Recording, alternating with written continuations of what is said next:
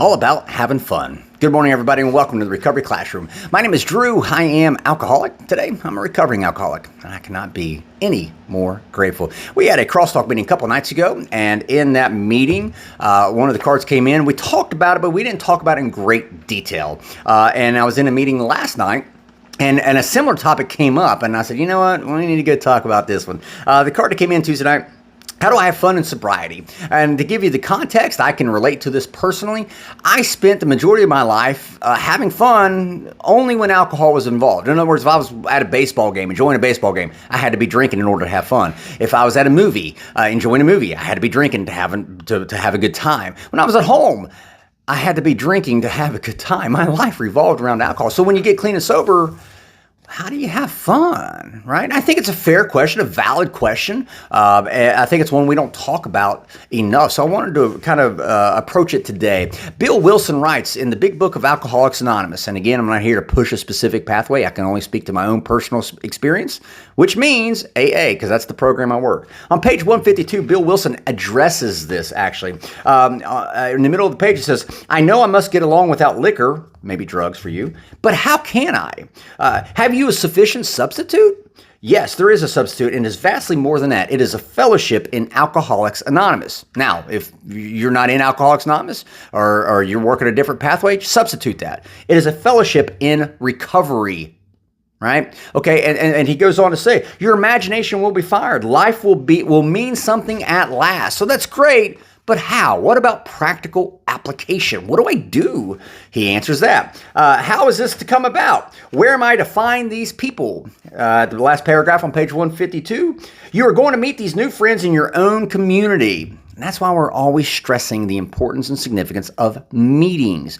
If you go to Crosstalk, if you go to watch any of our monologues, we're always talking about meetings because that's where you're going to find these people, these new friends of yours. You're going to find lifelong friends, as he says there at the bottom of page 152. Regardless of your socioeconomic status, it doesn't matter. I think he even refers high, low, rich, and poor. These are the future fellows of Alcoholics Anonymous, of recovery. You're going to meet new friends in the rooms. You're going to be a lot more successful meeting these people in these meetings, in these recovery meetings, as opposed to, say, the produce aisle in your local grocery store. At the top of 153, he even says, then you will know what it means to give of yourself that others may survive and rediscover life. And that was significant for me, rediscover life. So I'm going to help other people rediscover their life. Well, hell, I got to rediscover my life, and that was fun. That was a lot of fun. It was exciting. A little scary at times, but it was exciting.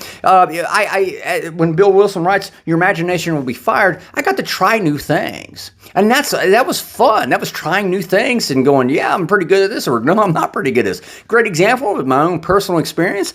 A lot of my friends, they're really good at welding. I've tried welding. I wanted to try welding anyway. So we all got together, and they took me and they showed me a stick welder. And I bought a stick welder and brought it home. They left me to my own devices, which I'm surprised I didn't burn down my house, but I digress. I opened up this welder, watched some YouTube videos, read some books. I'm good, right? No, I'm not. I found out part of the process of rediscovering who I am as a person. I found out I am not a good welder at all. I thought the welding rod was incense, for crying out loud. When I opened up the box, I tried and tried. I tried to practice, and you know what? It was a process. It was a journey, if you will. It wasn't a destination. It was a journey. My whole recovery has been just like that. I get to try new things. I tried welding. Guess what? I found out I suck at welding. So you know what? I went and tried to become a certified personal trainer. Tried to become a certified nutrition coach through NASM. And you know what? I was good at that. That part of having fun in my sobriety was learning who I was and figuring out who I wanted to become. And that's what Bill Wilson, I think, why he writes it, your imagination will be fired. Sky's the limit. You get to use your imagination. You can have fun learning new things, figuring out new things you're good at, and you can also have fun figuring out things you're not so good at. Like me with welding. My friends still make fun of me about that, and that's okay.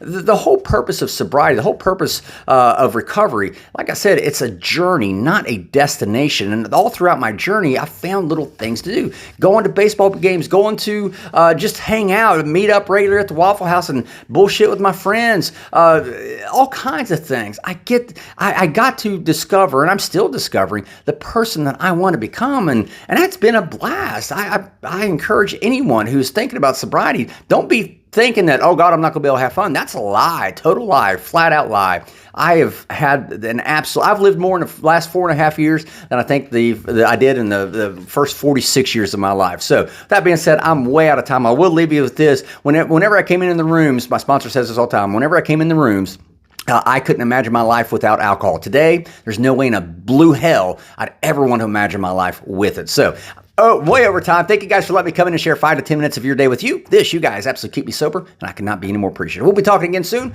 Remember, guys, you can't get drunk if you don't take that first drink.